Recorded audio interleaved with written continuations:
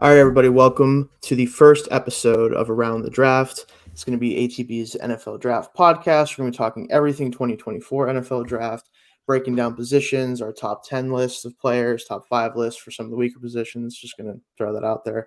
Some of the positions this year are a little bit thin, I would say. I think we all kind of agree on that. We know kind of at this point what the top positions are, but going to break down every position. You're going to get to hear thoughts on a lot of the top players. We'll try to get as deep into the woods as we can, but obviously there's only so much time in the day, and none of us do this for a living, unfortunately. Not at least not yet. We'll see about that at some point. But so until we do, we are going to just try to focus on a lot of the top guys. But joining me today, to my right here on the screen, Dalton. Go ahead and introduce yourself, Dalton. I'm Dalton Blackman. Cover a lot of gambling and draft content for the ATB, as well as the Raider Ramble. You can catch a lot of my more NFL Raider specific stuff there. All right, and below me here is Jake. Go ahead and introduce yourself, Jake. What's up, guys? My name is Jake. I've been at Around the Block for about a little over 2 years now. I kind of write about mostly Raider stuff, a little bit of everything. Raider-centric podcast, for those who are Raiders fans. We get a lot of Raider stuff here. Yeah, we got 2 podcasts like that now. Yeah, I know. Yeah, but yeah, I do Around the Book with Dalton, and then you can also catch some of my former work at Raider Ramble too. All right, 2 Raider Rambles. All right, cool.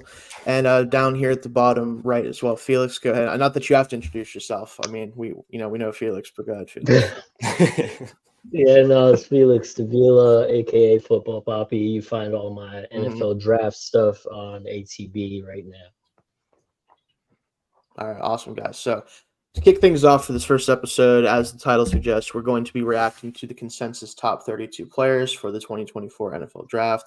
We're using NFL Mock Draft Database. They're a really cool site that kind of everybody can go put mocks on, big boards, stuff like that. You get top sites like CBS will be on there. A lot of guys will post their stuff on there, and they kind of all narrowed it down into a consensus board, right? And it changes throughout, obviously, the draft. You're going to see a lot of movement, but we're going to focus kind of on that top 32 right now. We all try to watch as many of those players that are going to be in that conversation as possible. We're going to kind of look at that list a little bit, and we're going to give our 3 players that we think are too high currently on the consensus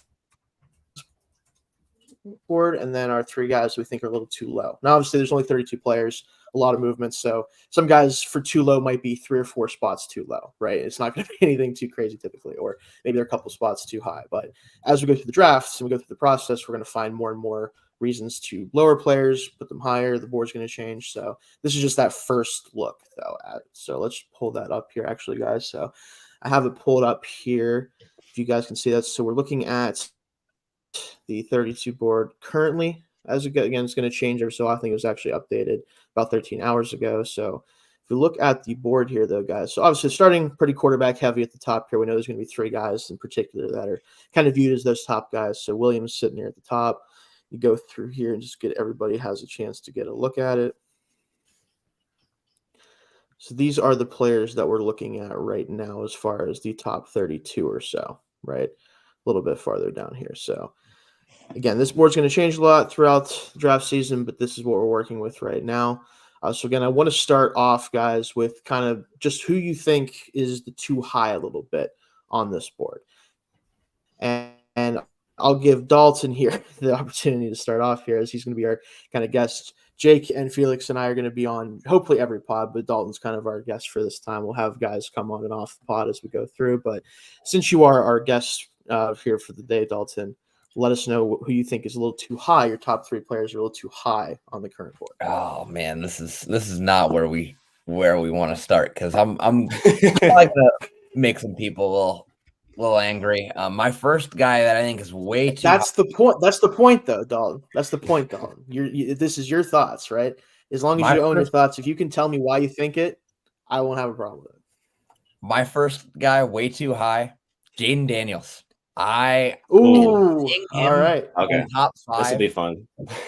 Yep. Yeah. Okay. Seeing him going top 5 blows my mind. I keep watching the tape. I've watched a lot of LSU tape because they have so many guys in this top 32, especially their offense.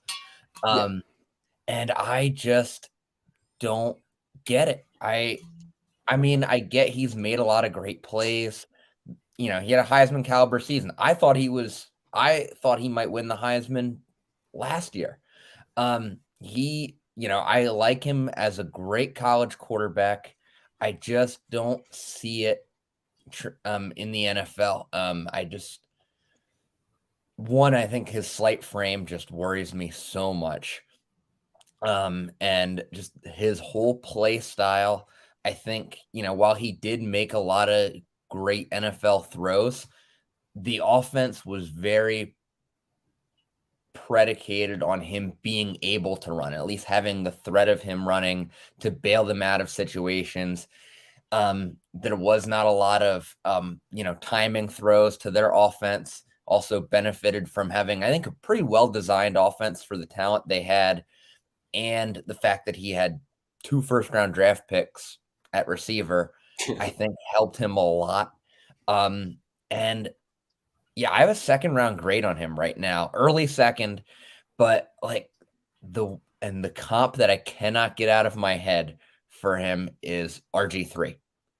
That is the comp that I can't stop thinking about. He had a great season, all the talent's there, but he just doesn't seem like someone that's gonna be a great starter in this league for a decade. He might have a few good years, but I don't see his play being conducive to sustained success in the NFL. Starting off hot. All right. Well, we'll definitely talk about that here. But go ahead. We'll choose your. So my other two, I think J.C. Latham from Alabama is a little high. Okay. I don't really see him as I don't know if he's going to be able to stick as a tackle in the NFL. He may have to move inside, and I just think for a guy like that, I don't see him going, or I don't see the value in him going in the mid-first round like he is. I would say he's more of a late first guy than where he's going. I think there's some other tackles, like Amarius Mims, for example, of Georgia, that I think you're getting a little more bang for your buck with in terms of getting a solid tackle. And then my last one is Talius. Thanks, Ronnie. Appreciate it. Talius Fuaga from Oregon State. Kind of similar situation to Latham.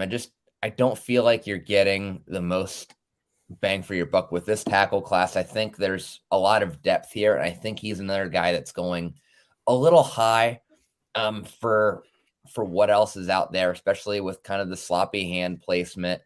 On an island, he can be kind of a liability. I think, I think there's other guys that are a little safer that you can get in the middle of that first round. And like right now he's at 14, I think, on that mock database, and I could see him. I would take him in like the 20s, maybe.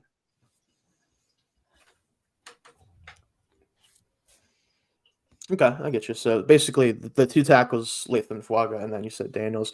I'll just real quick before I move on to let other guys get in the 2 highs. I will say with Daniels, I do think there's definitely some concerns about him. The biggest one I have is one, and this one could be more based on the offense he played in. I don't know how much of this they asked him to do, but throwing over the middle of the field and attacking that part of the field just didn't really happen a lot in the games that I watched. And I can't say for sure that it's a Daniels issue more than an LSU offense issue until we get to see him kind of do that at the NFL level, hopefully. And his frame is more of an issue for me because of his inability, it seems like, to protect himself. Like he's not willing to protect himself as a runner. And I think when you have the athleticism he has, like he has legit 4.4 speed. Like this guy can run away from a lot of guys. And we saw him do it in college. He does need to use that as part of his game in order to be as effective as possible, but he needs to learn similarly to Lamar. Like he's never going to be Lamar Lamar's a savant in terms of not getting clobbered as a runner. It's unbelievable. He needs to learn a lot from what Lamar does, I think, to maximize his ability as a runner and protect himself so he doesn't end up like RG3, right? Not that RG3 got hurt running, but like that's you don't want to have his career get derailed due to injury when he has the talent he has. But I will say I do have him pretty high, and it is primarily because of his just overall talent level. Like the ability as a thrower and as a runner when you see a guy that has the physical ability to throw the football down the field like he can, has zip on his throws, has the athleticism to make plays, like in the right scheme and with the right team, I think he can return value on the top 5 pick. Now, will he get drafted somewhere like that? If he gets drafted either 2 or 3, I don't know for sure because Washington obviously has issues they have to iron out, especially offensively with the offensive line. So, like, he could end up being very much a bust just because of his situation. But I think if he went to a team like Atlanta, for example, or even a team like the Vikings, who don't really need a running quarterback or don't want that type of player, but it would still be a great system for him to be in, then I could see him returning value on that high of a pick. So I get what you're trying to say there with there. Any other comments you guys want to make on the top 3 for Dalton there? I have Daniels in my 3 that I think are a little bit underrated. So okay, so we'll get some more talk about we'll get that. into that. Yeah, cool. All right, cool. All right, well, in that case, then Jake, let's actually go to you for your 3 too high picks then. Okay. So I also had Talise Fuaga as one of mine. So we do agree there. I think he has some issues with being a little bit over aggressive. I think his footwork's a little inconsistent. And Dalton kind of touched on it, but this is a position where there's a lot of depth, I think, in this draft. And so for that reason, I don't know if he should go as high as I've seen him projected. And then my other 2 are both quarterbacks, and it's JJ McCarthy and Bo Nix. Ooh, fun. Okay. So okay. For part of this, for me, is just from both of them do a lot of things that they're good at. Bo Nix worries me with his reads after the snap. I just don't. I think for sorry, Ronnie. Just from watching them, I just I don't really. I just don't see it with either of them. I think both of them, I think, can have successful NFL careers. I don't doubt that. But I think for me, they're more of like early day 2 picks. And I've seen them at the end of the first round in most of the mocks I've seen. And I feel like it's going to be a little bit more of a project with them than it is than some of the other quarterbacks in this class. So I think I would go early 2nd round for both of those. Michigan bias jumping in here with McCarthy. No, real quick, as far as Nix and McCarthy goes, I do think that like when I do have late 1st grade on Nix and early 2nd on McCarthy, I think that's where I'd be comfortable taking them, and it's for different reasons. Like Nix, I think is just a pretty solid overall player, and I think if you need a quarterback to come in and just kind of get the job done, and you already have a system in place that just needs to be run, kind of like a Niners type of situation.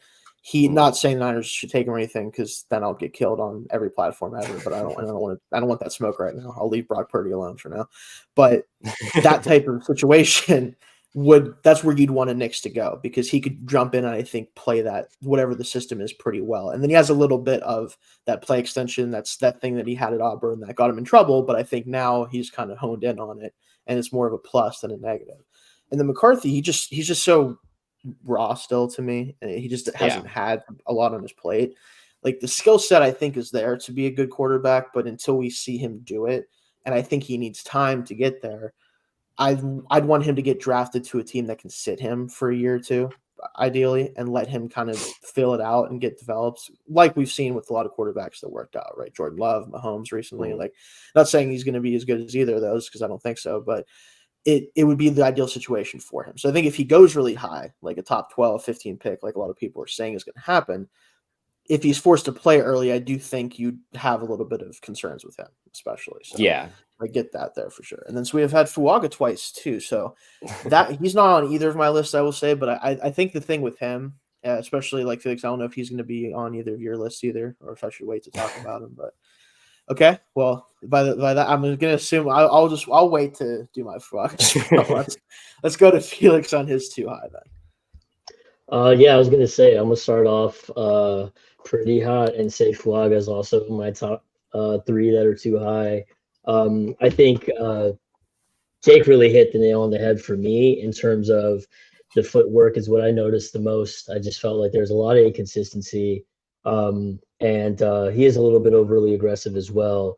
And my thing isn't necessarily like the player, it's just the place. I think in the consensus board right now, he's 14 overall, and I thought that was a little bit rich. 14, I think it is. Yeah, so I would say I can definitely see like first round pick talk, but I don't know about top 15.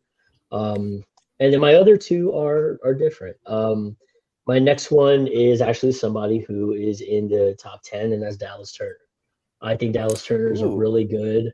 I think he's a great football player. I will say that. I think he's going to be a pretty good edge. I just think it depends on where he gets drafted. I don't think he has that much, sand in his pants. You don't really see a lot of power, a lot of pop, off the snap. You could see him drive guys back once he gets leverage, but he looks like a guy in terms of his frame, particularly someone that's going to win with speed a bit. So I don't know if he's necessarily top 10, but definitely, a talented football player in his own right. I just don't know about 9 overall. And then my last guy for my too high is Troy Franklin. I thought Troy Franklin, you heard that? Troy Franklin is the guy that, yeah. right? Troy Franklin is the guy who I think has really good, obviously speed and everything like that, but to have him at 31 and then to have him over guys like Adonai Mitchell, even Alad McConkey, who's like an awesome route runner. And if you want speed, Xavier Worthy is a guy that you can get with that type of speed and probably at a later pick. Franklin, I think, at least where he's at in this consensus, he reminds me of oh my god, and I'm blanking, and it's so embarrassing because he's a New York Giant. Hyatt? Yeah, he reminds me of Hyatt, where he's that speedy kind of like I could take the top off the defense, but I'm sitting here saying like I don't understand why there's round one talk about him when he has limited route tree and he's not really a yak guy per se. So yeah, Troy Franklin at 31, I think is just a little rich. Fair enough. I mean, in a receiver class that's as stacked as this one, I think there's a lot of guys that are in that like top 50 pick range that if you arrange the order of them differently, everyone's going to kind of be like, all right, I get that. You know what I mean? Like, I think that's the thing about the receiver classes. The first like 10 to 12 of them picked, everyone's going to be like, yeah, there's something really good about this player. It's just where do you take them, right? Because we've seen in the past when there's that many good players in a position, they tend to get pushed down a little bit in favor of positions that aren't as deep, right? So we might see, is Franklin going to be the 5th receiver or the 6th receiver? Like, it's really hard to say because we don't know when those guys are going to actually come off the board. So I think that's totally fair. So since Fuaga is someone we've had on 3 of all 3 lists so far, I just want to say with him, I think I get what you guys are saying for sure. I'm not necessarily I don't think he's too high necessarily. I also don't think he's too low or anything like that. I think right in the middle of the first is kind of where I view him. And it's mostly because a guy like him that has the power and the run blocking ability as a right tackle and has, I think, the athleticism required to become a good pass protector is a good investment for a team that needs a power run game, that wants a power run game to make early and then hope that they can develop him into being at least a good pass protector, right? I think if your main goal is to get that power game going and get a run game going, he's the best tackle you can take to do that. And for some teams, it's going to make him a little bit more valuable than maybe it was a couple of years ago, where now that the run game feels like it's coming back at least a little bit, and some teams are trying to go in that direction. I think that's why a tackle like him is getting bumped up a little bit higher than maybe we're used to, if that makes sense. So, but I do agree the concerns with him are there, especially in pass protection. I did see enough of reps, though, of him doing it where I'm like, I think he has it in him. Right. That's an important part of that. Where does a guy have the ability to do it? Okay, we know he can do it. Let's see if we can get him to do it consistently. And it's a gamble, but teams take gambles on guys like that, right? Like especially guys that have the aggressiveness, even if it's maybe a little too much sometimes with a guy like him. If I was playing at Oregon State, I'd probably be mad a lot too. So I'd probably no offense to Oregon State, but I'd probably I want to just take guys out and we'll see what happens when I go to the NFL. But so I'll get into my 3 too high. So I have 2 receivers and an edge rusher. So first one for me is Keon Coleman. I just don't know if he's going to separate well enough at the NFL level consistently. I don't really see much nuance with his route running. I think that his contested catch percentage, while it's really low this year. I don't think it's as bad as it looks because I think some of the looks that they gave him as a contested catch receiver just weren't very good.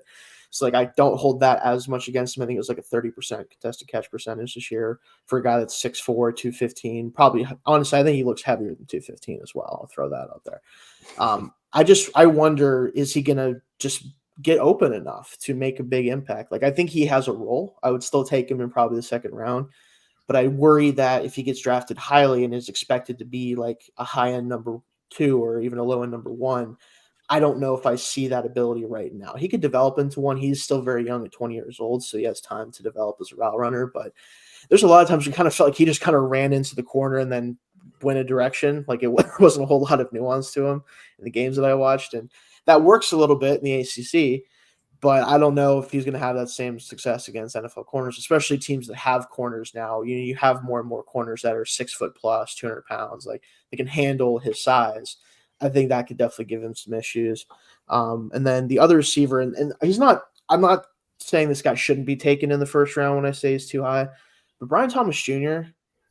It just feels like he's a year away from being like a true impact, or maybe even longer. Like I think he's right now. He could be a deep threat for you right away because he has the easy speed down the field. He's 6'4". He didn't have many drops in college, but body catching was an issue for me. Like I just saw him body catch too often, not to the same level that like Quentin Johnson did last year, which that scared me with him. I was not happy when the Chargers took him. I was like, oh man, you could have had any receiver except for JSN. You took Johnston. I just didn't see it. But that is something that I definitely want to see him improve on. For a guy that big, like you want to see him be able to pluck the ball and go up and get it. And I just didn't see enough of that on the games I watched. And I think he's still a ways away as a route runner. Like a guy that's that tall, he's never going to be as crisp of a route runner as like his teammate, obviously with Neighbors or some of those other guys. But I just think if a team drafts him relatively early and expects him to be like a huge impact year one, I don't think it's going to go that well. So I would be wary of that if I'm a team looking for a wide receiver 1 out of this draft. So, and then last guy for me for the too high, Chop Robinson. He's so talented. And I'm covering Penn State now for the USA Today's College Wire for Penn State. So I'm watching a lot of him. I've been focusing on him a lot. The talent is absolutely there. I just don't think he has a plan past I'm going to run faster than the tackle can get to the spot. Like that's kind of what it seems like a lot of the time. And that works when you're as athletic as him against other tackles in Big Ten at times and stuff like that. Comment here. Chop is a first rounder based on name alone. Again, great name. Not going to argue with that whatsoever. I think there's a very good chance he does sneak into the first round, but again, he's just one of those guys. I feel like he might be a year or two away from actually impacting the game consistently. Like he's going to have a couple flash plays if he plays enough snaps. He's going to run around the tackle. That's just not good. He's going to play a team that is playing their 4th string right tackle because someone always has that problem for some reason. And he's just going to run around the guy. That's great. But beating like NFL caliber tackles consistently, I just don't think he can do it, at least not year 1, and maybe not until part way into year 2 if he develops. So, but any thoughts on those guys? I like that for Chop. Like he's going to be the preseason MVP.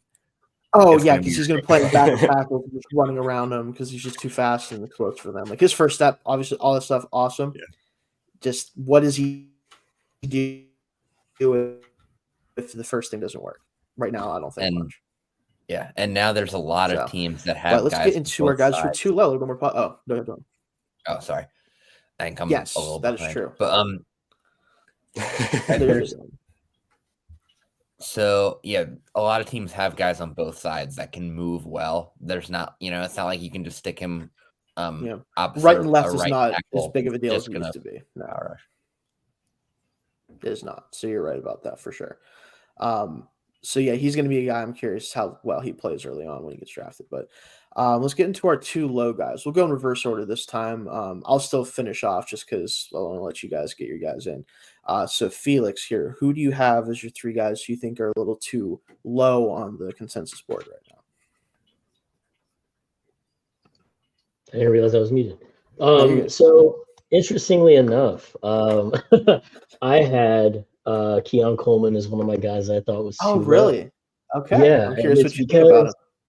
I just think he's that guy with the frame. I think he does have the speed, and I think the route running nuance, while it isn't there, I think there are like some demonstrated plays where he's either getting open or he's at least getting the ball and securing it and boxing out a defender. So he understands positioning against the defender at least. So if you throw the ball, he's not going to sit there and just try to body catch and hope the No, ball yeah, gets good hands for sure. Yeah, yeah, I didn't have any issues with his hands. Yeah. yeah, and and I think my thing too is just again we're talking about the consensus board, and I don't look at him as someone who is just a couple spots ahead of Troy Franklin. Like I don't, and I think he has Right. That the frame yeah. and body type to be a good receiver. And then to your point about Brian Thomas Jr., I feel like if I were to be looking at a receiver between the two of them, I would go after Keon Coleman. And for Thomas to be above him, he does have better. I think you have that top end speed from Thomas and take the top off and everything like that. But I think Coleman, as limited as it might have been, part of me wonders how much was that the fact that Jordan Travis was his quarterback. I don't think Jordan Travis was that great of a quarterback, to be honest. Yeah, his contested catch opportunities that they had him listed for, I didn't see that a lot of them were like, yeah, he could have came down with them, but they were pretty tough. Like I'm not gonna ding him too hard for that for sure. So yeah. So I had him as one of my too low, and like you said, it's just a few slots. Like I don't think he's a top 15 player or anything like that. But I just thought for him to be at 27, and you have Thomas over him, and then Franklin like not that far behind him. Especially as the next receiver, I thought was a little bit much. And then one guy that I'm probably going to be alone on an island with this one, but I think Johnny Newton or Jerzon Newton at number 19. I actually like his take. As a little precursor, you will not be alone on that one. So okay, all right. No, that makes me happy. I like him, and I think the biggest thing for me was in watching the little bit of tape that I was able to watch. Like, I just really love that he plays with his like pants on fire, man. He plays his ass off, and it's like from snap all the way to the whistle. He fights. He's really good at anticipating like running lanes. He'll bench press the line, and then his eyes are immediately in the backfield, like trying to react to whichever direction the running back's going to go and crushing that lane. And then you see like the athleticism, especially on pass rushes. And I feel like even though he's a little bit undersized, I think he's one of those guys that is going to fit, especially in these multiple defenses in the NFL, where you could slide him in, you could put him as like a 3-4 end, and he's going to have the athleticism, but the size to be balanced enough that a team that wants to maybe, take the defense by surprise and be in more of a 11 personnel and run a draw play or a running play from that, he's going to be that guy that's going to be able to, crush the running lanes because he has the athleticism, the speed, and the size, at least in that formation. And, he can contribute on running downs, he can contribute to passing downs. So he's interesting to me because in terms of like his position as an interior lineman, I know those guys don't get value too much, but I think 19, I don't know, he's one of those guys that I watched and I was like, wow, I like him a lot. And I don't have like a grade per se right now, but I think I'm going to like him a lot. He's probably going to be, above 19 for me. And we were doing 2, or were we going 3 for 2? 3? Okay. So it's funny. I kind of wavered on this one a little bit. Okay. But I went with Jackson Powers Johnson, and it's namely because again, it's like with Newton, interior guys don't get the love. But I think if you're going into the draft and you're saying like, dude, I feel like we just need interior presence on our offensive line and we're going to be, in business. He's like a home run pick. I really feel that. So, I think you touched on it earlier. I look at prospects and I think a lot of like, what is it they can do and how do you maximize that? How do you make that consistent? Yeah. And to me, JPJ is a guy that he does pretty much everything very well. So he's kind of a slide in, and I just think his floor is very high, So if he doesn't end up becoming, Zach Martin or some kind of, major interior player like that in the NFL, I think you're getting a starter, and I feel like he's got like 10 plus years in the league. for sure. So I feel like he's going to be a decent return on investment depending on where you pick him. So at 25, I could see him a little bit higher than that. Yeah, honestly, I definitely agree with especially your last two, Newton and Powers Johnson. We actually talked about a little bit pre-show, Dalton, about JPJ and like what we think about like the fact that he's just so solid that if you take him in the top 20, you're at least probably going to get the return on investment, whereas some other guys maybe there's less of a chance of that. So I think he certainly is in play in that range. But what do you have for yours, Jake, here for your top three? They're too low. So this isn't one of mine, but I also really do like Powers Johnson. Yeah, I think a lot of people are going to be like, yeah, 25 is a little low for what he is, but yeah, he can play all three inside O-line positions, and I think because of that, he's going to be he can immediately be very helpful because a lot of teams go through depth issues on the offensive line as the season goes on, and I think that's where he can be very helpful. Absolutely. But so for first, I also had Keon Coleman. Okay, so as my three most underrated. All right. He can get lazy at the end of his routes. I also saw some times where he kind of just drifts off into space. And I do think separation in his first year will be an issue. Yeah. But I think his ball skills are good enough to at least make up for a little bit of that. And his separation might stop him, but I think he can definitely come in and at least be a wide receiver too. If he can get a little more separation and better in that department, then I think he can come in and immediately be a wide receiver one for a team. And I might be alone on that take, but I really like him. But yeah, he does his route running, especially towards the end of his routes, needs to get better. But I think if he can clean some things up. One thing I did want to mention with him, since you guys are both higher on him, one thing I did like about him, and this could matter a lot depending on what team he goes to, he is very, very good in the scramble drill. Like he uncovers himself in scramble a lot where he might not win his route, right? Like he might not get open. But once he sees that, obviously it was mostly Travis, but when he sees a guy get in trouble, he finds space. Like he goes to space. And I think that's really important for, like, if he were to go to a team like the Chiefs, so I don't want the Chiefs to take him because they need a true separator, but I guarantee you on scramble drills, Mahomes is going to find him in the middle of the field wide open or something because he's going to find space. Like that's one thing I think that he does do that might help him a little bit depending on his landing spot. So, but go ahead. Yeah.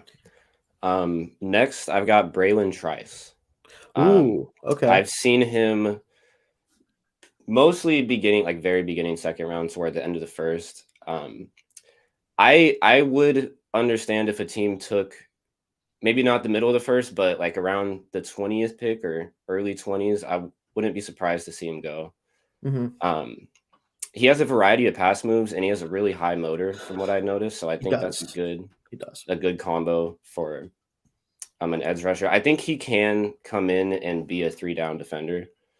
But he's still got some things to work on. So I wouldn't take him like in the teens at all. But I think if I'm sitting in the 20 to 25 range and I need an edge rusher, I'm looking pretty hard at him. And then to wrap it up, I have Jaden Daniels. It's hard to say this about like a consensus top 5 pick, but I just think he's the second best QB in the class. I would take him over Drake May. All the concerns that Dalton was talking about earlier, I do understand. And my biggest concern obviously is his ability to protect himself. Watching him, he doesn't do it very much. And I think part of that is because he has legitimate breakaway speed. Like he's faster than he could be faster than I think a lot of NFL running backs. Oh yeah, I think there's some guys he's gonna outrun. I think he kind of knows he can break almost every play, and that's part of why. But against NFL defenses, it's not going to be that way. So he's going to need to learn to protect himself. But live to fight another day. Yeah. But I mean, I think that's the thing that is for him, just because of his size, it's an issue because a lot of QBs I think play the same way, especially coming out of college. So he'll need to put on some strength and he'll need to learn how to protect himself. But I'm a huge fan of almost everything else that he does. Thank you, Jeff. Yeah. And it's nothing against May. I just watching Jaden Daniels, I kind of just fell in love with how he plays football. Yeah, it's really easy too with him. I will say that. Like you have to, and to Dalton's credit, like he took concerned with some of the stuff that is concerns with him, right? Like I think it's really easy to watch a guy that is that fast and that explosive and has the arm strength and all, like it all just feels good. But there is issues within his game that we have to see answered at the next level. Like he can't take these hits. He can't avoid the middle of the field like he did at times. Like I think he does enough good things where I think his floor is a little higher than some other guys with his makeup in the past, because I do think he is really good thrower down the field. I think he does go through his reads within an offense relatively well. I think he keeps his eyes down the field pretty well for a guy that can take off and run as well as he can. Like I don't see him running all the time just because. I think a lot of the time it is like he's like, I see a lane and there's nobody clearly open, I'm just going to take it. That's the type of running threat that I would like, because if there isn't anything, go make something happen. But also just don't get your head taken off, please. Don't get somersaulted 10 feet in the air like a Looney Tunes character every time you get hit. Like just don't do that. I think there was like 4 or 5 times watching in the film where I like actually like winced at how hard. Yeah, you're like, oh, there's like 3 times you got picked up and body slammed into the ground, and I'm just like, teams hit. Yeah, dude. Teams tried to kill him. Dude, just go down. Seriously. What was your last guy there then? Oh, that was all 3. It was that's right. Daniels, Trice, and Coleman. Then Ryan got you. That's right. So Dalton, then what are your 3 too low? So a few of my guys actually came up on Jake and Felix's too high. Hey, we have discourse. That's the whole idea. So we'll start with the quarterback. I have Bo Nix as too low. I think he is. I have a late first round grade on him. So I do too. So okay. And and I think the biggest thing is of why I have him too low is I have him as my QB3, ahead of Jaden Daniels. But I'm a little lower on the quarterbacks after Caleb Williams in general. But Bo Nix, to me, the thing I like is he's very coachable. He's shown that the way he's grown at Oregon, and he will make your offense work.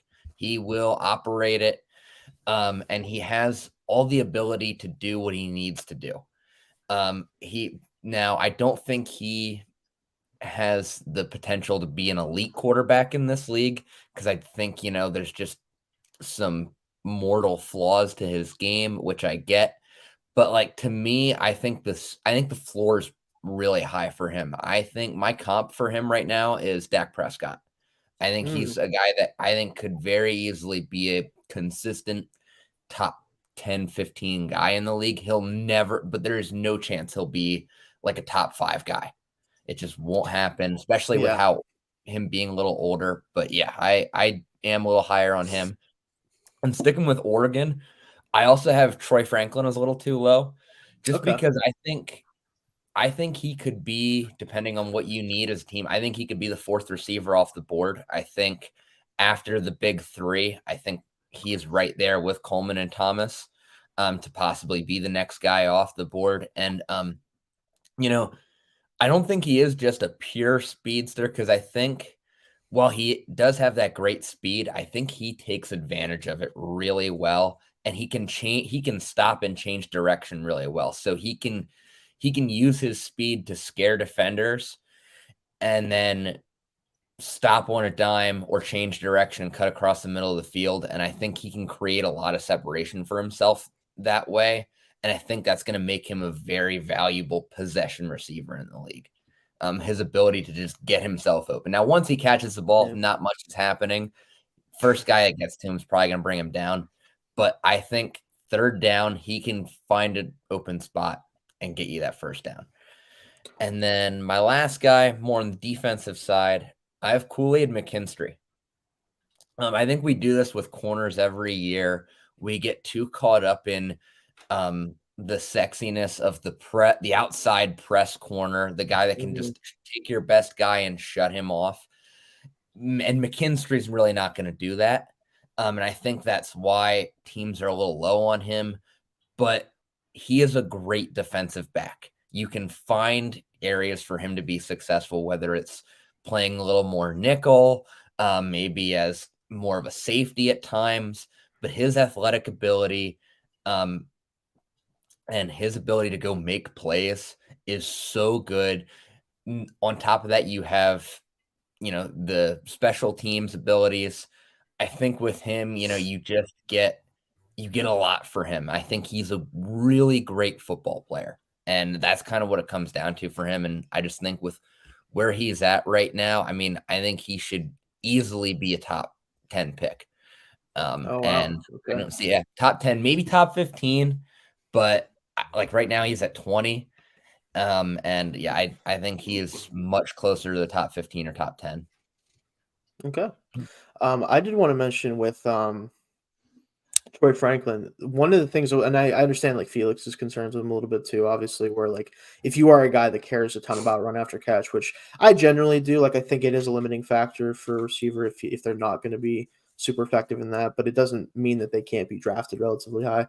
I saw a lot of Olave in Franklin, where like Olave is kind of that way, where he will separate, he will create separation on third down, so he'll catch passes in those situations, but he's not going to do a ton for you once the ball is caught. And I do think he has a good amount of speed to him as well. I know he ran really well at the combine. So if he could be that type of player, you definitely take that in the first round. Obviously, he doesn't have the same pedigree that Olave had and everything else, but I do think that he certainly could turn out to be the fourth receiver off the board because there's a bunch of guys who could, right? Like that's kind of the interesting thing about the receiver classes. It is really, really good, but it's really like the top three and then like, okay, who's coming next and when are they picked, right? There's a lot of different opinions on like how soon we'll see that fourth receiver and who it's going to be. So definitely fun there. So my 3 too low, it's defense heavy. So the first two guys are defense here. I'll start with Johnny Newton as well, Johnny Newton, because Felix had him on his list too. I just really value interior pressure because quarterbacks, especially in the league now that have the speed and athleticism to break outside, to get outside the pocket, to do that stuff. When you can get quick interior pressure on those guys and they can't just escape one way or the other, they have to figure out how to navigate that interior pressure. That can really throw off a lot of passing games and throw off timing of passing games, more importantly, right? With the space that's out there, with the types of offenses we're seeing, if you can just make them hold up for a second and they can't get the ball when they want to, and they are forced to have to navigate the pocket from the inside pressure, that's really valuable, even sometimes more valuable than edge pressure, depending on the system that you're kind of trying to stop there. So a guy that can do what he does, and I think he's a better run defender than you'd imagine for his size. Like he was in the top 10 for stops this year as a PFF metric, like just negative plays for the offense. But he gets involved in all aspects of the game. Now, how much he'll be able to do that at the NFL levels, we have to see. But I think if you place him with a nose tackle on the field with him and he can kind of just get the one-on-one situations, he will be a great pass rusher from day one. And I think he'll continue to develop into one. Next one, Cooper DeJean. I have a feeling he's going to end up as defensive back 1 for me by the time we're done with this. We're not going to get to corners until later in the process in terms of like giving our top 10, but just the versatility with him. Like I do think he's an outside corner. I do think he can do that very easily and be a very good one. But the fact he does not have to be one is really important for him because he can do almost everything. Like if you play him as a nickel defender in a lot of schemes, I think honestly, I've heard some people say this. I think Brett Coleman of the Draft of Bootleg Football podcast and his personal channels, like he kind of said that he would like to see him play like the Jalen Ramsey role, where he travels with receivers sometimes. Sometimes he plays in the slot. Sometimes he's kind of playing like an overhang role. Like just get him in the best position to make plays because the instincts on this guy is the craziest thing for me. Like he's really awesome athlete. If you've seen basketball highlights of him circulate, like he can dunk, like he's crazy athlete, right? But the instincts as a defender are just off the charts. And the amount of plays I think he can make if you put him in the right spot, whether that's, again, outside corner maybe for some teams or safety or slot, like I don't really think it matters too much where he plays as long as he mostly plays one thing just so he doesn't have to think as much as like I think back to like Minka Fitzpatrick with the Dolphins where like they kept moving him around and then once he started playing just safety, he was much better. Like find a spot for him, but the fact you can fill so many spots for him, like with his play, I think is really important. And then my last guy, Troy Fontenot from Washington, the tackle or guard, depending on who you ask. I just think he's a really, really good football player, and guys like him tend to work out at some spot. I would love to see him fail at tackle first, just because I think he might be able to play it. But I do think if he can't play tackle at the next level, I think he's going to move inside and be a very, very quality guard. I could see him going as high as 16 to the Seahawks, like obviously kind of staying close to home. Teams like to do that sometimes. They did just sign their offensive coordinator from Washington, so he's going to be very familiar with him. Probably going to be a really popular draft slot for him, so just keep that in mind. But just, again, a really good offensive lineman. I'm never going to be upset about taking that guy pretty high just because with the lack of offensive line talent in the league, could always use more. But any thoughts on those guys? I like it. I think Cooper DeJean is a top 10 pick. All right. Well, there we go. I think he ends up he feels like a Packer. Like just for some, I don't know. Like I just kind of feel like he's a Packer because they need help at literally every position that he can play. And like I think some teams are going to talk themselves out of it because like we know why. Like I'm not going to be the one to say it. We know why he. we know why some teams might be like I don't know, maybe he's just so. But no, that's our too high and too low, guys. Before we, I do think we'll have enough time to maybe do this real quick. But any other players you guys wanted that we haven't talked about that you want to throw some thoughts out that we haven't really discussed much? I'll jump in. So one guy who I would say, just because Jake brought him up, that I agree with, who's like outside the 32.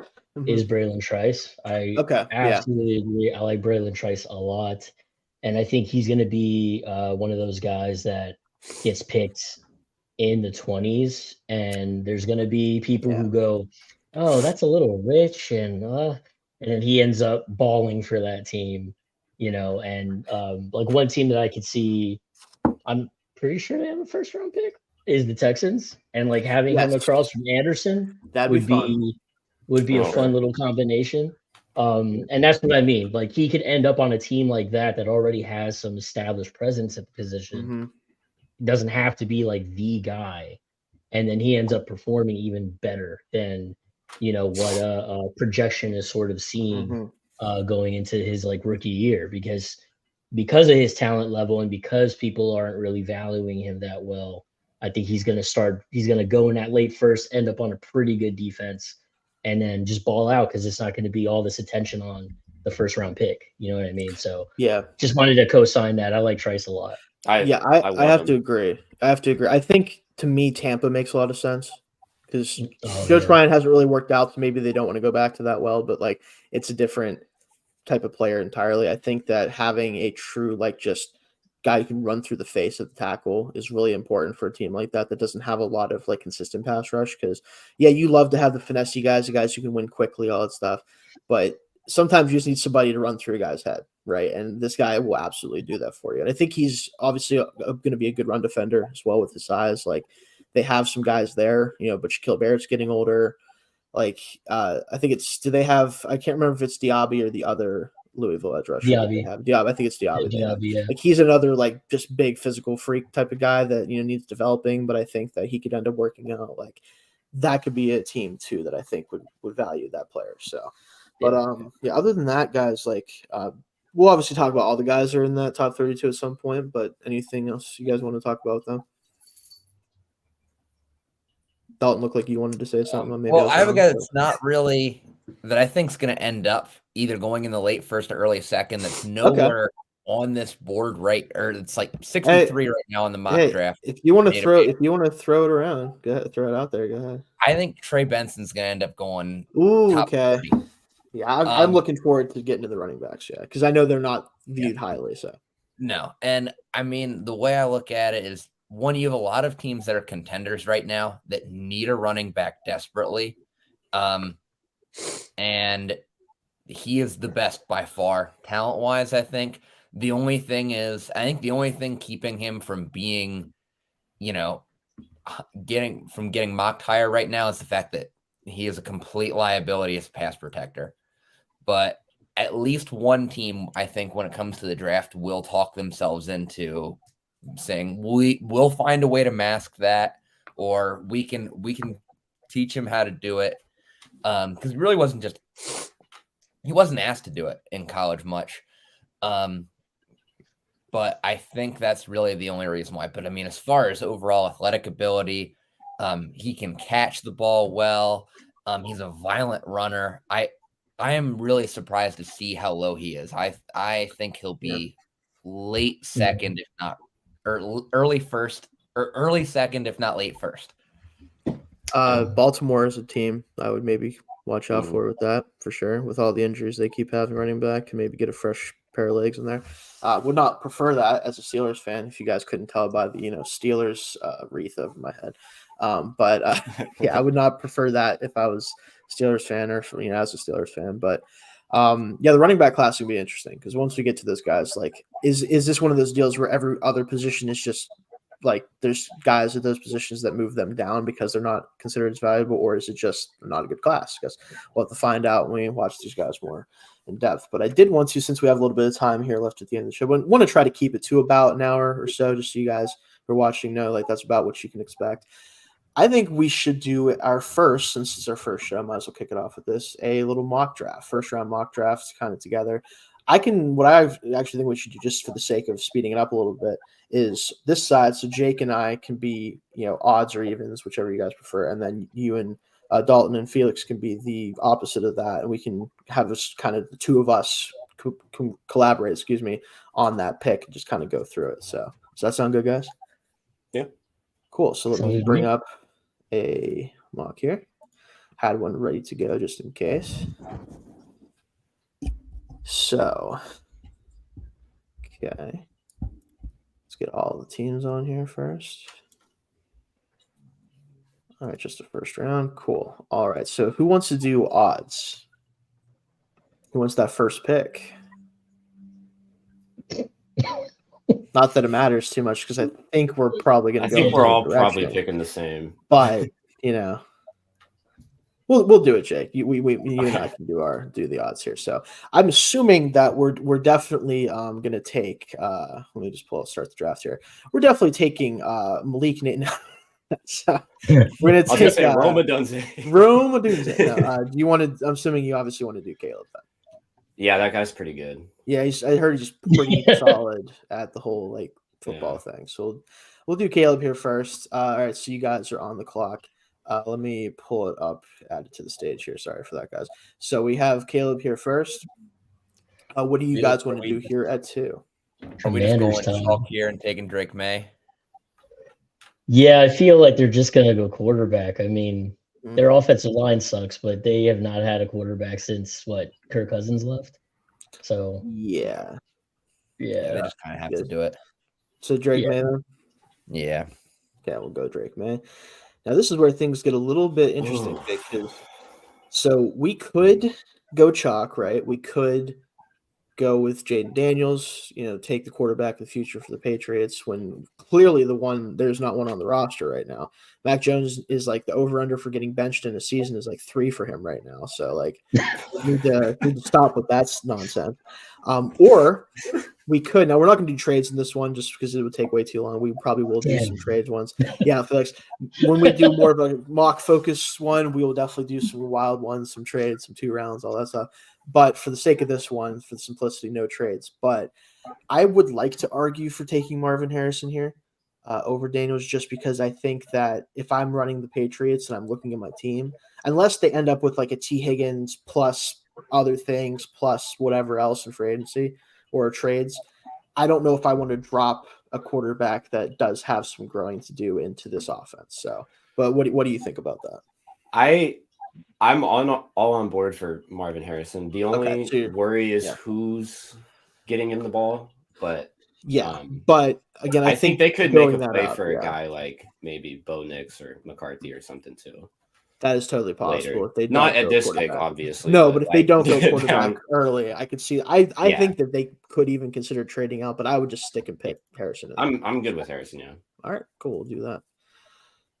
So now the Cardinals, they're sitting we were hoping Marvin Harrison was going to be here. What do you guys think you're going to do here, considering that? And I can move the board around if you guys need me to. Just let me know if you need to look at players and stuff.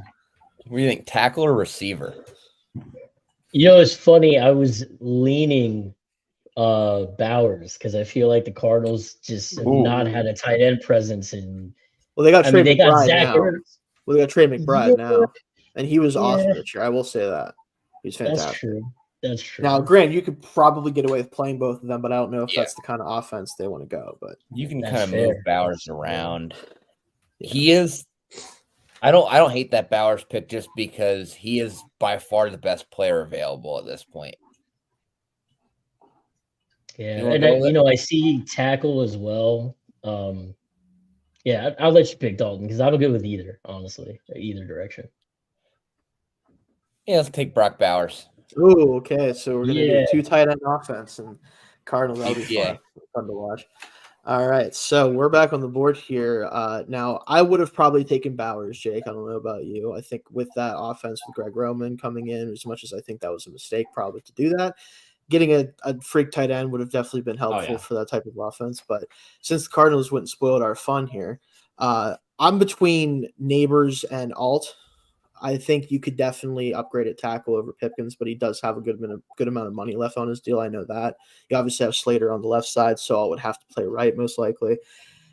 Though, even with Roman being here, like I look at Neighbors and I see him getting the ball thrown to him from Justin Herbert, and I like the thought of that. So I don't know. You can talk me out of it, but you do too. Okay. I honestly think that Alt makes more sense for the Chargers from here, a team building standpoint and what they're trying to do. Yeah. Probably. I think he makes more sense, but I think adding Neighbors to that offense. Yeah, they just all their good receivers play half the time. Yeah. So like that's all I have to say about that, right? Like let's just I'd probably go Neighbors. Neighbors, okay, we'll do that. Okay. So the Giants on the clock now here at pick 6. So what are you guys thinking here? Oh my god. See, this is my team, and that's right, Felix. You should have gone evens no matter what anyway, just because now you get. I'm so pessimistic though. Like, let's just go Cooper DeJean and call it. No, I'm kidding. Cooper DeJean. As much as I want to go quarterback, because I'm one of those like I can't stand Daniel Jones. But part of me also is like the issue is. The biggest issue outside of quarterback is talent. They just need to add the best players they can. I really lean Odunze because they don't really have that alpha like wide receiver presence. They don't have that guy. Jalen Hyatt's fast. Slayton's a nice receiver 3, maybe. Also fast, yeah. Yeah, also fast. Wan'Dale Robinson's a great underneath guy. But there's no specific presence that takes all the attention of the secondary. Right. So I lean Odunze, but then part of me wants to go Jaden Daniels because they need a quarterback. So I don't know. Dalton, what do you think? I like Odunze. I actually had him as my wide receiver too. All right. Okay. Let's do it, Odunze. Okay, Odunze. All right. Crushing the hearts of Bears fans probably in this situation. But we'll go with Odunze here. So pick 7. I think this one you run up to the podium is Joe Alt, Jake. The fact that he didn't get picked here, like obviously he's kind of expected, but also with us doing it, I thought maybe he would go a little bit earlier. But I think you have to take Alt, play him wherever you need to play him. I don't really think it matters that much because neither tackle spot's any good. I'd like to see them actually try Skoronski at like left or right, but I don't think they're going to. They're just going to leave him at guard. So, but any arguments there with Alt? Not with Alt. I do think Cooper actually would be a pretty solid fit on the Titans defense, but I think you at this point, I feel a bit more secure drafting Alt than you got a young quarterback that sometimes sticks in there and just gets obliterated. Maybe get him an extra second or so to not get obliterated. I know Felix knows what that's like, so we'll try to avoid that fate for Will Levis here. We'll go Joe Alt here. And Falcons. Now, this one, I know with Dalton on your side, Felix, I think he might not 100% agree with this, but I think I know where you might want them to go here. I'm cool with it if it's what you're thinking. Damn. I honestly, I know my Falcons friends are like super anti Desmond Ridder, so I really want to go Jaden Daniels here. Mm-hmm. That's what and finally give him the dynamic quarterback. Dalton, who else would you think would go there outside of Daniels? Like if they didn't honestly, like I think it's an overdraft, but if any team is going to miss on Jaden Daniels. I think if you're Atlanta, you take that chance because of the talent. I would be okay with it. I think, to get out of, the purgatory that they're in right now, I think you gotta try something. Right. I'm cool with it. All right. If you guys are cool with it, you want that to be the pick? Daniels. Jaden Daniels makes it to 8 naturally. All right, we're on the clock. Pick 9 here, Jake. Now, for me, with Dunze not on the board, I would have loved to pair him with DJ Moore and Caleb Williams to create just a super offense, hopefully. But without him on the board, I don't have enough receivers, graded nearly this high outside of the top 3. I'm looking personally at edge, either Turner or Verse. I think with Sweat being kind of that like real big, powerful edge more so, I think maybe a Dallas Turner to complement him would make a lot of sense here.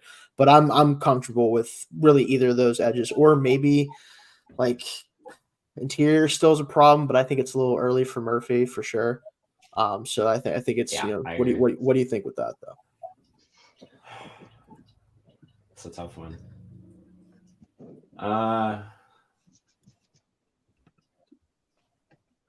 I keep wanting to take Cooper, but I don't think corners is the biggest need for them. I think especially if Johnson, if Johnson doesn't get retained, corner does become a possibility at 9. I think if the board falls the way that it has, but assuming they get that done, I think they're going to try to do that for sure.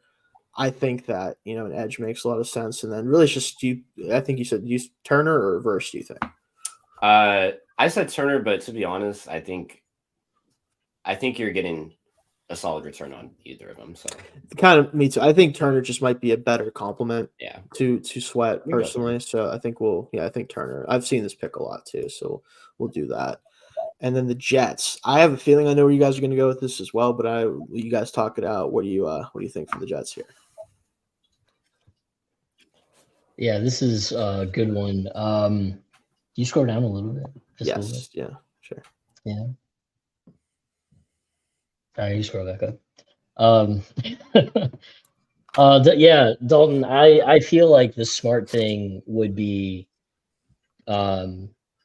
investing in the offensive line with an aging Aaron Rodgers, and just securing that offense a little bit more. But I guess it's – oh, go ahead. Sorry. The tricky thing – I agree. The tricky thing is the guy you'd want is Olu Fashanu.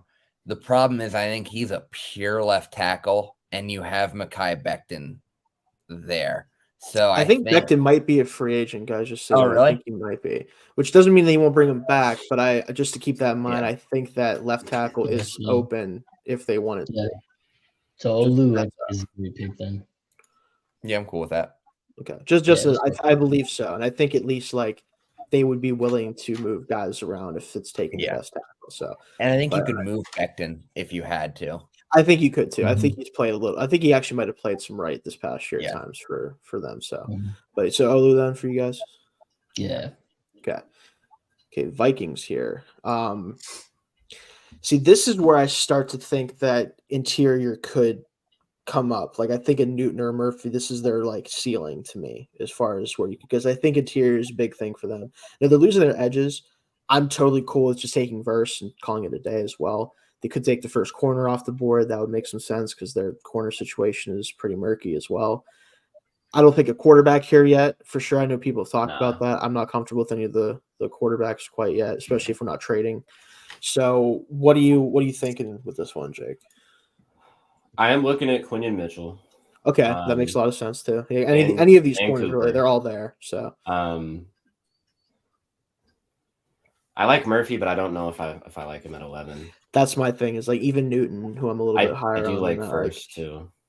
Yeah, Verse. Like I think because they're losing as of this moment, barring them signing one or two of them back, they're losing their top 3 edges in free agency. Yeah, like that's really tough to overcome unless they're going to bring Hunter back somehow or some of the other guys. Like I just feel like it's tough not to take Verse. But also corner, I could get behind it because all the corners are here. So it's really one of those two. I think because there's so many corners here, I think My choice would probably be Cooper. Okay. I'm good with Verse though too. I think he also would be an excellent fit. So Okay. Yeah, I feel like because of the fact that corners are falling a little bit, maybe you can get a starter with your second pick, and maybe you just take that is a good point. edge that's here. Because Yeah. Verse, I think I'm talking myself in the Verse for sure. That is a good point because I think there's going to be a lot more left over with your next pick. So right. So let's go Verse here. Verse is good. Okay, and then we have the Broncos here, guys. So now obviously there's a lot of talk about Sean Payton wants his quarterback, right? Could he like one of McCarthy, Nix, whoever enough to take them here? I don't know, but that's something to consider. And then you have, obviously a lot of talent here still at other positions too. I would have liked Verse here. Yeah. Sniping from there. Yeah. What do you think, Felix? Yeah, this is a tough one.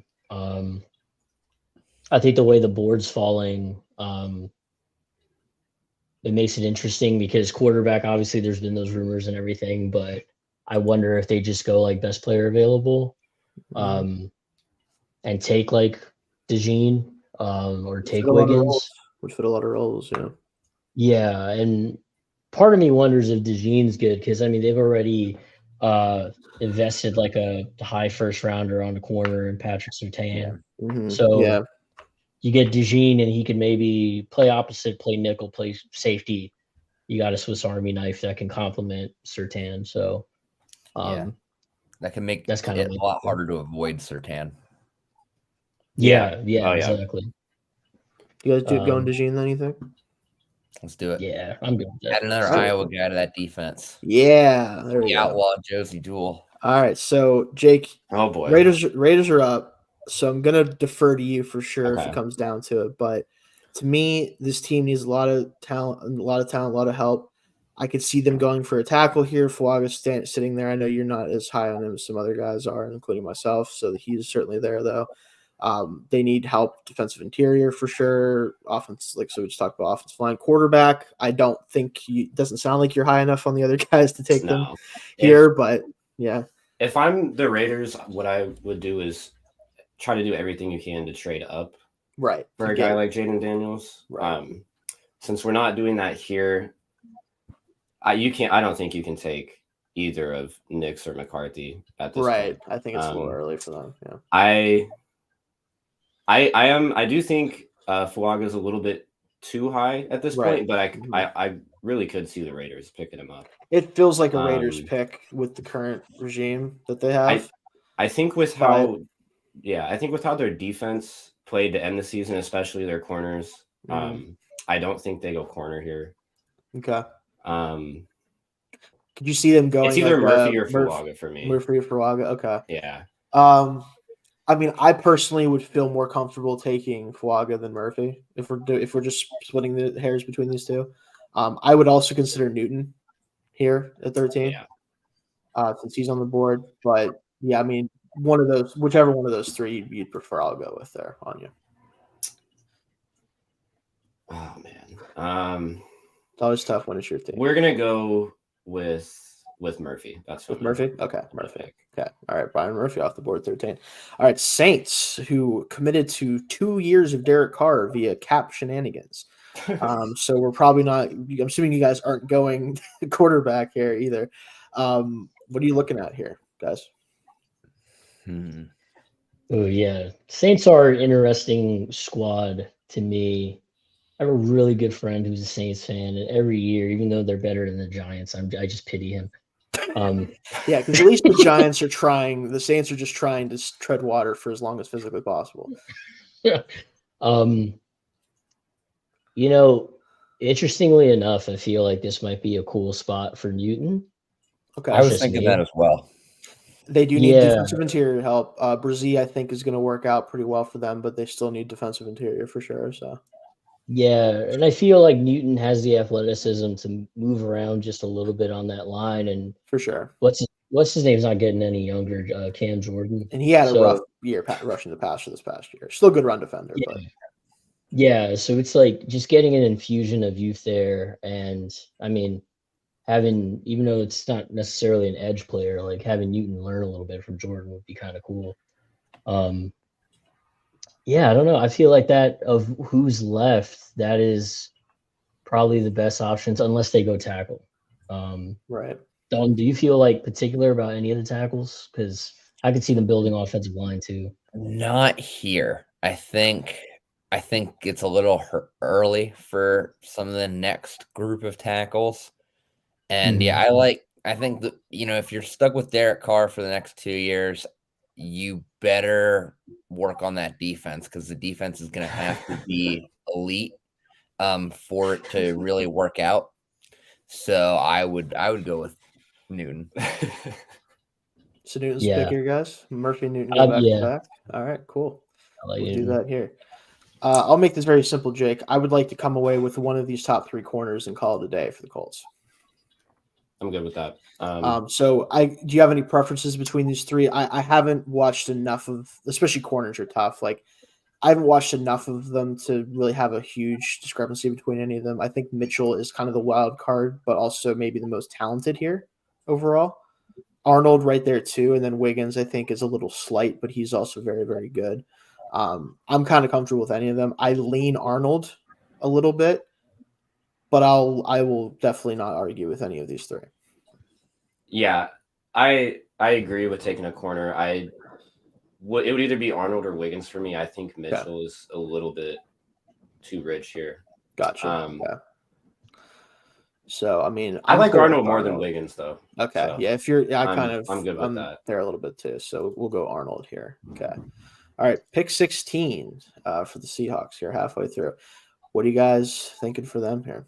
So, Felix, I don't know if you were thinking this, but seeing Garden Center's 2 biggest needs, JPJ feels like a slam dunk here. Ooh. Yeah.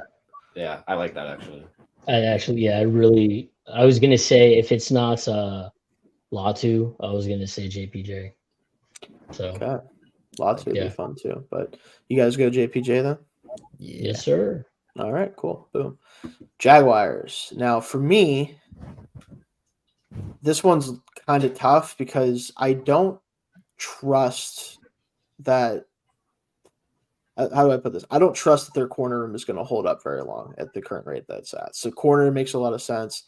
I think that even tackle is a little bit of a question mark long term because I don't know about Robinson, and he's already kind of sliding into guard. I think possibly for them, he has his issues too. Like they need help there. Interior as well is definitely an issue.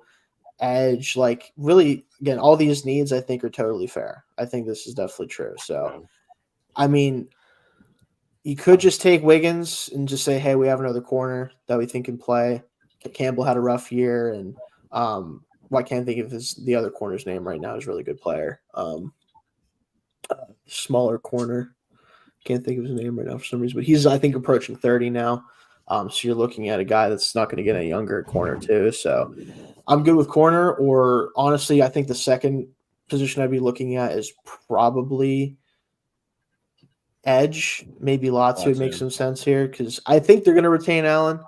Obviously, they kind of have to, but I also don't really trust Trayvon Walker to develop into an actual like legit edge player at this point. Like he had numbers last year, but the underlying stats are just not good. I like Latu. Looking at guard and center, I really would have liked JPJ here. Yeah, I mean, I think Fontenot's a really good player. I think Barton's could be a really good player, but 17 is probably a little rich for them.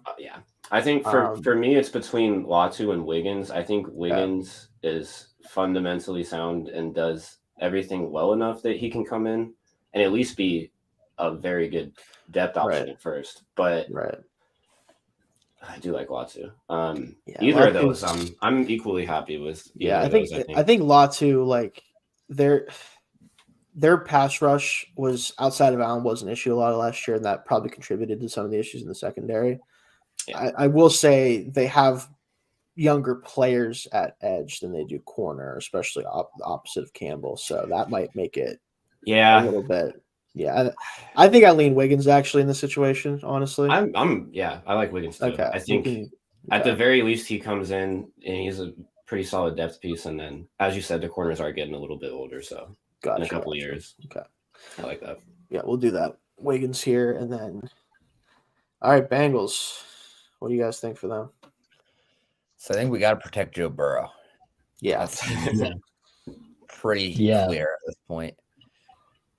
Yeah, I think at this point, it's funny. One of us said it. It might have been you, Dalton, but I could honestly see Amarius Mims here. I like it. I think just he's because I the think, best pure tackle. yeah, and I feel like he has the requisite, like, especially for his size, he has the athleticism to like match with it. Yeah, because like we all said, we all were kind of like, "Fuck, it's a little high." So I'd like to follow through on that logic. Yeah. Yeah. So yeah, I'm cool with it. I definitely think tackle, but I feel like I agree with you too in terms of Latham being a little rich. So I feel like Mims is that next guy.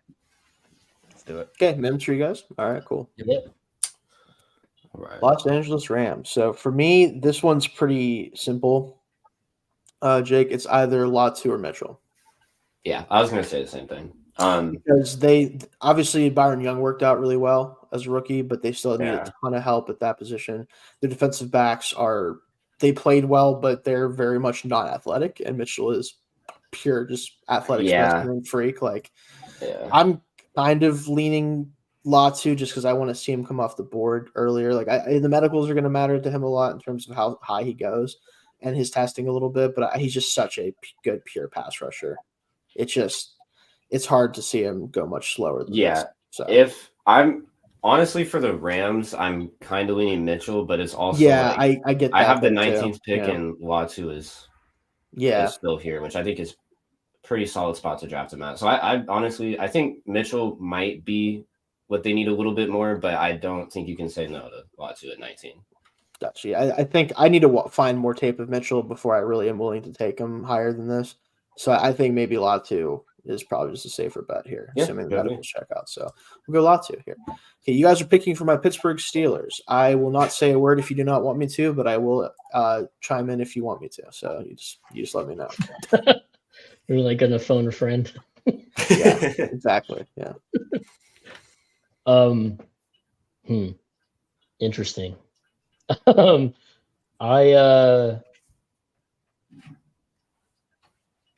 Damn. Yeah, I'm this leaning is where secondary for Pittsburgh. I think they just have a lot of general needs there. And I think a guy that could fit a general secondary need, plug him in wherever you have the biggest need, could be Kool-Aid, possibly. I don't know. Right now, I feel like their needs just don't match up with what's available too well. Yeah. Yeah, funny enough, I mean, I'm actually a pretty big proponent of like not shying away from a position that you have like a strength in and drafting for. You know what I mean? So they got Joey Porter Jr. last year and he played solid ball. And I just think like getting another corner, even if he's not playing perimeter, just building that secondary is big. You're going to have a bunch of young physical guys. It's funny, like I feel like Mitchell got like a lot of exposure by going to the Senior Bowl and everything like that, but there's always like hype that comes from the Senior Bowl, and then it can start to cool for some players. And I think if I remember correctly, before coming into this collegiate season, McKinstry was one of those guys everyone was like top 10 corner. Yeah, like he was getting mocked super early. And then people just kind of cooled down a bit. And I think Arnold overshadowed him a little bit because the coverage went his way and he made more plays. And McKinstry, with McKinstry, for me, just as a side note, like I think he's a very, very solid corner with a ton of press experience, which makes him a scheme fit for the Steelers.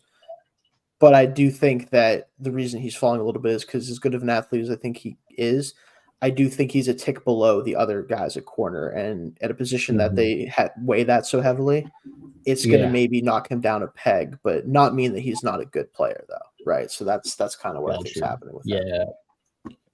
Yeah. It's funny. I don't know, the Alabama pedigree that always like sells. There's always a sign. This would be very much like, just as a side note, very much a Steelers type of selection. I will say that much. Yeah. Yeah, I'm leaning McKinstry too, Dalton. I think that's a yeah. McKinstry comes off the board at 20. All right, Dolphins here. Jake, for me, I'm looking immediately at the offensive line still. I think that although Fuaga, he's maybe a little bit overinflated, I do think that he's totally fine in this range. I think that Latham, if you play him inside, maybe he's worth this range too. I do think I have some of the same concerns about him as a tackle long term. I think for such a big guy, sometimes his power doesn't show up consistently, which is definitely kind of strange to me. Maybe if he moves inside and has to go to it more often, maybe it shows up more consistently. But they definitely need offensive line help. Yeah. But a guy that I think makes the most sense, honestly, is Fatanu here, because I think you could possibly play him at left tackle if you had to, with Armstead always banged up. But I think he has the versatility to play inside and outside, and that'd be huge for a team that constantly doesn't have any starters on one side of the formation for some reason. So, like, I think that would be probably my pick at this point. Yeah, Fatanu. I do like Fatanu's versatility. This is about where I'm comfortable drafting. Yeah. I don't know why I'm blanking on his name, Fuaga, but yeah, I'm pretty comfortable drafting him here. I'm good with. I'd probably go Fuaga. I would lean, but I can understand Fatanu. Yeah, I think obviously people have talked about. I don't think he has to move inside or anything like that, but you could move him inside too. I think with his skill set, so we can go Fuaga here, get him off the board here. Eagles. This is definitely a fun one. What are you guys thinking here? Yeah, God, I hate I'm drafting for this team. Yeah. I was gonna have to make sure you don't take, like, I don't know, freaking let me see. Let's go. Make sure he doesn't take Jaden Hicks at pick 22. I don't know. I can yeah, see you know, I Mitchell feel, here. Yeah, I they feel, do I was need gonna to be helped say- a ton with the age and performance. Yeah, I was going to lean Mitchell because I mean they have Darius Slay Old. and James Darius Slay. Bradbury, older Bradbury, and old. badder. Oh, and I was going to say James Bradbury had such an off year. Yeah, I think Mitchell is just a no-brainer here. Yeah, or just a fun idea. We could just say, forget about defense. We're gonna play a shootout every week and take Troy Franklin and just have him and Devontae Smith just running wild every play. That was You know, certainly. I like Mitchell. You want to do Mitchell then? Yeah. I don't know. Jaden Hicks was appealing. No, I'm Right, kidding. Jaden Hicks. Yeah. All right, so we're on the clock here with the Texans here, Jake, and I think actually just to kind of include it in with what our main topic of the show was today. Or I don't know how low how low is it? Let me go to Edge here. Do we kind of stick to our guns and how we were all very enamored with Braylon Trice? Yeah, this is actually exactly where I mentioned earlier 20 to 25. This is exactly where, Like, because I know we talked about it earlier. Do you want to go? And he would be really nice alongside. Okay, I think it'd be fun for sure. Yeah, I'm good with Trice. Right, I like him here. Let's do just to include, like, we got to make sure we bring it back to what we're really doing, right? So, Yeah. all right, Cowboys. Oh, dude, Felix is just going through. He got to pick his team. He got to pick Commanders. He's doing the whole NFC East. They're all. Oh, geez. This is. Yeah. So Felix, no, what's the worst thing about the Cowboys right now? The fact that they're the Cowboys. Jerry Jones. They can't get away from Jerry Jones. Jerry Jones, yeah. Can't go wrong with that answer. You know, I'm gonna go with a very low key player. His name is Anthony Gould from Oregon State. Right, there we go. Yeah, all right. Right, 192. No, you know, it's funny. I see like running backs in need. I don't think they're gonna make the mistake they did with like Ezekiel Elliott. No. You know, like going first round for a guy. oddly enough, I could see them going after like a pass rusher here or DB. You have Deron Bland who, had his interceptions, but otherwise was like meh at corner. This And is then left at edge, by the way, guys. If you wanted to look at that, if you're looking at pass rusher, just as a heads up. yeah. Like honestly, I could see them going like as much as we said we weren't a big fan, like collectively, or some of us did. Like Chop Robinson, I could see going here.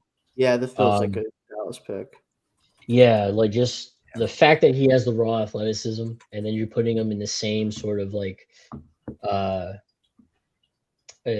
same like approach as like a Micah Parsons, who's gonna draw so much attention.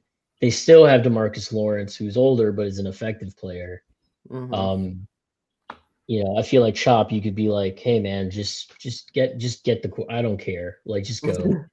And the fact that they're always going to be double teaming Michael Parsons for the most part is going to open things up for Chop and his athleticism. Yeah, you'd create problems. Yeah, like that's going to be matchup problems. And I also think Jerry Jones and the Cowboys. Like I feel like the fact that they have Blands, they have Trevon Diggs. I don't think they're going to go DB. Yeah. Just want to throw this out there, guys. Center also a big need. You could Barton, I know he's listed tackle, but is rumored to be kind of looked at as mostly a center. And then Frazier is here as well. Just throwing that out there if you guys want to consider that at all. Yeah, Barton did show out the Senior Bowl playing. Yeah, he was very good. All interior, yeah. Dalton. I mean, I feel like whatever we go with works because they're a talented football team, like overall, So you can make an argument for anybody, but I feel like Chop makes sense. Chop. Any edge rusher makes sense, and then a DB. But I feel like Chop. Yeah, Chop. I think all right, let me Chop. Grab him here. So we're gonna go Chop. Which Robinson. is funny. Side note, I kind of feel like Adisa Isaac's a better player than him, but I think he's a better player right now for sure. Absolutely better. Yeah. But again, you're banking on the upside there, and I don't blame anyone for doing that. Okay, so we got the Packers here, Jake, and to me,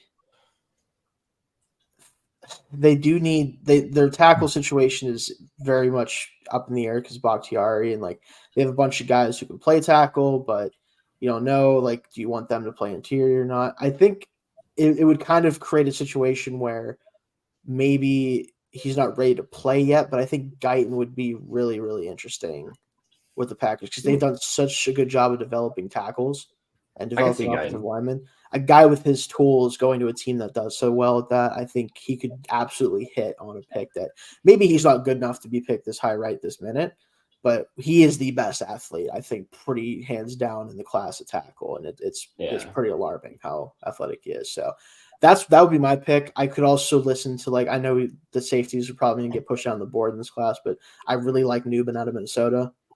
Like, that's also an option because they really need help at safety in particular, but I would kind of lean Guyton here personally. Yeah, I like Guyton. My immediate thought was Latham at this point. Right. But one of my concerns with him is for as big of a build that he has, I am a little worried about his strength. Yeah, like the power just isn't always there. Like there's one play where he'll just bulldoze somebody and the next play can't get people. Yeah, and I think that's something that can be fixed for sure. Right. And the Packers would probably be able to do it. Yeah. But, I also like Fatanu because of his versatility. Yes, I thought that some questions on that line, but I do wonder if that maybe gives you 4 sort of tackles instead of you know what I mean? Like that's my thing with that too. It's like I like that though too because of the versatility, but they have a lot of that, I think. So yeah. I wouldn't complain with Guyton here. Okay. Yeah. I just it would picture probably like be a guy between like that. Guyton or Fatanu for me, but I think either of those are probably a pretty good pick here. Gotcha. Okay. Yeah. Again, I just the vision of like Guyton with working with the Packers offensive line, it just feels good to me. So, and I want him to work out because he's so athletic and fun to watch. So we'll throw him here. Buccaneers, pick 26. What do you guys think for this one? Yeah, this is interesting.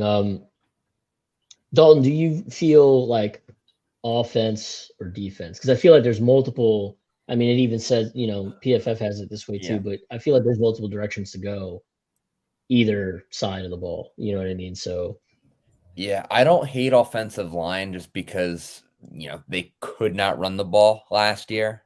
And I think, that's going to be a huge issue for them to really take the next step if they don't figure that out. yeah. Yeah.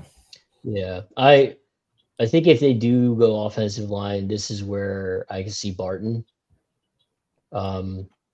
Especially because wasn't it the Buccaneers? Was it Brian Jensen, the center? He retired, right? He did retire. Yeah, he wasn't able to come back, unfortunately. So Yeah, and he was sorely missed. So yeah, I feel like getting a good center or guard, like Barton would really set them up. And then if they end up bringing back Baker Mayfield, then they really need to set him up for success again. Make sure that's not a one-off year. So, I think Barton's good. Barton, yeah. Or I could see Frazier too. Frazier really impressed me. When I saw him week 1 against Penn State, he looked like a legit NFL lineman. But I can go with either one. Barton, I think, gives us a little more versatility. Yeah. Yeah. Doesn't go Barton. Yeah, I think Barton's good. Yeah, I can go with it. Yeah. All right, we'll do Barton here. And then the Cardinals here. So they have pick 27 thanks to Houston's trade with them. To me, Jake, I think this is a receiver because you did take Bowers. You guys took Bowers at 4. I want to complete that offense. I think there's a chance that what's his face receiver they traded for the Ravens. Marquise. Hollywood. Hollywood. Hollywood. I think he's a free agent, right? And there's no guarantee they're going to be able to bring him back or want to bring him back, if I'm not mistaken. I think getting a new developmental deep threat type of player to pair with Murray, because he can really throw the ball down the field as much as guys sometimes don't realize that with him just because he's a smaller player. Really fire the ball down the field. I think this is about the range to be comfortable taking Brian Thomas Jr. because you don't probably like you said, you'd liked him to maybe be a one day, but he doesn't have to be necessarily here. I think they have a good collection of talent now. They have Bowers to add to that in this scenario. So I think that you could get away with having him be kind of that primary deep threat year 1 and moving from there then. I agree. I think you have to go receiver here. And just looking at the 3 receivers on the screen there, Thomas, Franklin, and McConkey, I would put them in that exact order. So gotcha. I would also go with Brian Thomas. All right, we'll take that here. Bills. Now, this is a spot I've seen Franklin a bunch of times. Seen different positions there. What are you guys thinking here? That was going to be the guy I was going to say because I feel like they need speed. Mm-hmm. Yeah. Yeah, I think looking here, they're also going to likely lose Mitchell here as well. So they're going to lose what's his name likely? Gabe Davis. Possibly. Gabe Davis. Yeah. Gabe Davis. Really, you have Stephon Diggs, Khalil Shakir, and that's about it offensive weapon wise in terms of the pass, at least a receiver. So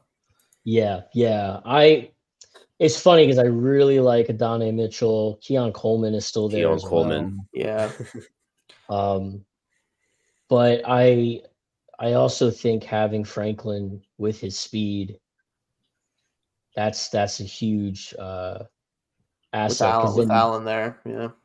Yeah, and then you don't need Stephon Diggs being your deep threat all the time. Yeah. Or being the number 1 target all the time. Because even with Gabe Davis, I mean, Gabe Davis could play deep, but when you watch inconsistent as hell.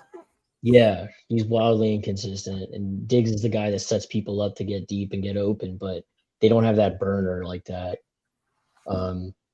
Yeah, honestly, just because of the fit, I could see Franklin, Mitchell, Coleman, but yeah, Franklin for me. I'm gonna agree, Dalton. I'm with that. We got Franklin going to the Bills. Watch out for that. Lions at pick 29. Now, They have an interesting situation as far as corner, in my opinion. They're like Sutton did not work out for them. Sorry, Lions. I would have rather kept him, but maybe it's good that we didn't. So you got a guy like Ennis Rakestraw Jr. here. I think it's not too early for him or anything like that.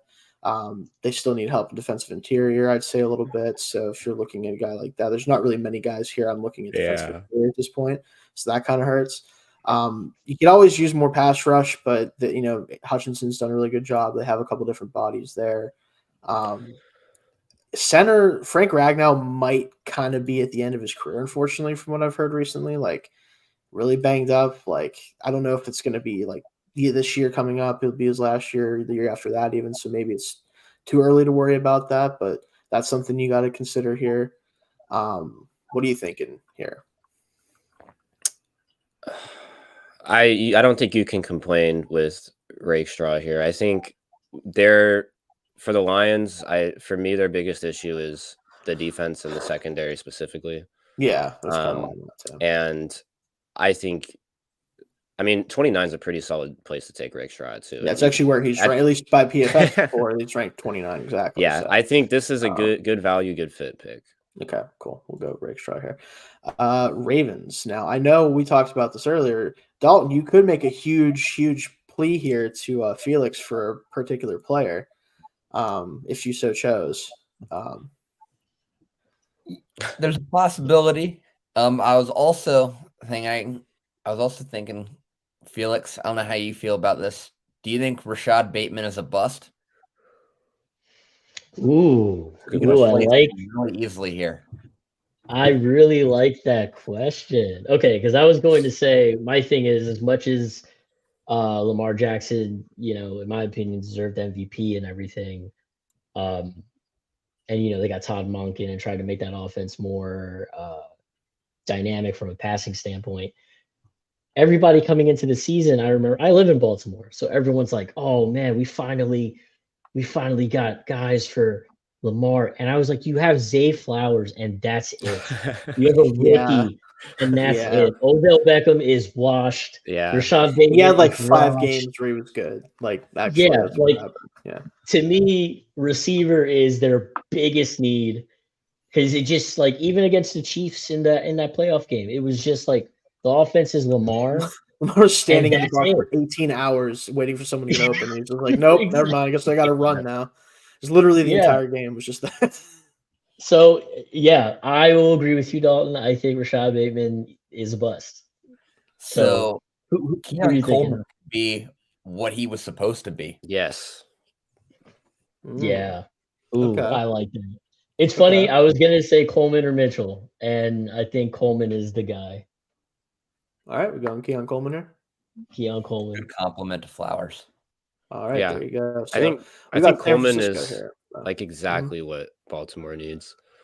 I get that. I probably would have gone Mitchell in that situation, just because I like his upside a little bit more personally. But that's kind of preference there. Niners. This one's fun because basically their offensive line outside of 39-year-old or Trent Williams is pretty ass. Just going to throw that out there. Just not very good. They get away with it because it's the Niners, but it's like I'm looking at Fautanu here. I think he's been on the board for a little too long, and he can play multiple positions. Might even be able to play a tackle spot. Like I think like Latham, he's going to fall pretty far for us. I don't think he's going to end up going here, depending on what you guys do with next pick. I know what I would do next pick, but I think that he's just a better fit for like the plethora of possible needs they might. Yeah, I would only think about a secondary or a lineman here, but I think I like Fautanu's versatility a lot. So it would be either him or Latham, but but again, Latham, I definitely see the argument for Fautanu. Yeah, for sure. We'll go Fautanu here. And then you guys, last pick on the board. I know who I would take personally, but I'm not going to say anything. I hate this. Is exactly why I hate the Chiefs. Because they're sitting at 32, and plenty of great receivers are just going to fall into their lap here. Yep, because there's so many good ones. And every year, I will say, so many on fall in their lap. They're going to have they're going to take 2 of these 8 receivers that are here, and they're all going to be good. Yep. So we know that already. So, but who is the one you're going to go with, though? I think it's going to be that, obviously. So, like how their need is just wide receiver, defensive line. So, no, you like Mitchell. And I think Mitchell might be the better receiver than McConkey. But McConkey, I think, is very good at the out of structure stuff that works so well with Mahomes. Great route runner, quickness. Yeah. Yep. It's interesting. I was going to make a joke and be like, what about JJ McCarthy? No, but I think They should take Bo Nix. Yeah, take Bo Right. Nix. Trade him 2 years for second round pick somehow. Instead of the first round pick. I think Adonai Mitchell is probably overall the better player and will be the better player. But I just keep thinking about that game-winning touchdown in the Super Bowl, and I can see McConkey being that like underneath receiver that is just always open. And because that's the thing about him is he just gets open. Faster than people think he is. I think he can play outside a little bit in certain situations. Absolutely. And they played, I feel, just from the games I was able to catch, because they broadcasted a lot of Chiefs games out here, which I was like, are Baltimore fans okay with this? But did they care if Baltimore fans were okay with it? Right. No. I certainly don't, but I'm not the person to ask that question to. So yeah, I feel like they just offensively they played a lot more horizontal ball, and McConkey just fits that, Yeah, I think McConkey's a great pick, actually. Yeah. That would be one that I wouldn't be surprised. Like, they say his name, and I'm like, oh, yeah, fuck. It's going to give me a headache and if he gets picked here. Just thought of this. He can do a lot of the things that Travis Kelce used to do and might not be as good at anymore as he gets older. Yeah. That's fair. Yeah, that's good. We doing McConkey here, guys? Yeah, let's do it. All right. Hate it. So that is our draft. Now, I was going to pound the table for McConkey just because I want everyone to be so mad when the announcer's like, Mahomes to McConkey for a touchdown. Like the Mahomes receiver being named McConkey is so funny. These people are going to be like, Mahomes is out here winning Super Bowls with Vlad McConkey as his wide receiver one and thinking it's an insult. Meanwhile, we're all like, no, he's good. He just sounds goofy. It's the goofiest name I've ever heard. This is like the so white. This is like the argument when people say like old players played against like mailmen. Yeah, it's like that's gonna be it, and he's gonna be like he was throwing to Lad McConkey. People who don't know anything about Lad McConkey are like, who the hell is this guy? Yeah, what in the Lad world? Lad McConkey's what, like, when the first time I ever heard his name, I immediately thought he was like Will Levis and puts mayo in his coffee. Like, that was my immediate thought with that name. He was like some guy in the 50s that someone accidentally put his name in the draft or something. And you're like, this dude's name is they Lad. have to, they have to announce his name like Lad McConkey, see? Like, they have to announce his name. I just want before we get out of here, I just want Goodell to be like Lad McConker or something. Mess it up. Oh yeah. Yeah. He's gonna be like Lad Monkey. Lad Monkey, yeah. Jeez. Yeah. All right. Any final thoughts here, guys, before we get out of here for sure? Of course it goes as long as it did, but we had fun. I love how right before that you're like, we're gonna try to keep around an hour. Yeah, well, that happens, 10% of the time. But we'll be It's a deluxe premiere right here. Right. Exactly. Yeah. Any thoughts before we get out of here, guys? Not really, no. Other observations, Wide receiver questions. Yeah. Wide receivers.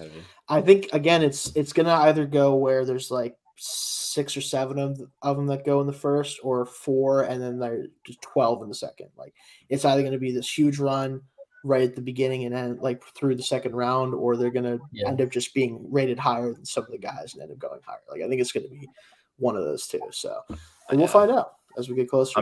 I'm really interested to see how teams that need both a QB and a receiver play this draft. That's going to be one of the most interesting things. It will be very interesting to see how they kind of approach that for sure. But All right, so next week, guys, if you join us, it's going to be every Sunday at 2 p.m. We will try to scatter some other shows in between, maybe more mock draft focused, just other topics. But from now until the draft, right up to the end, we're going to be doing our positional rankings. So next week, if you join us back here, we're going to do our top 5 quarterbacks, plus some of our other favorites outside the top 5, and might sprinkle in, like I said, more mock draft stuff, other things. But that's what you should expect next week. That'll do it for us this week.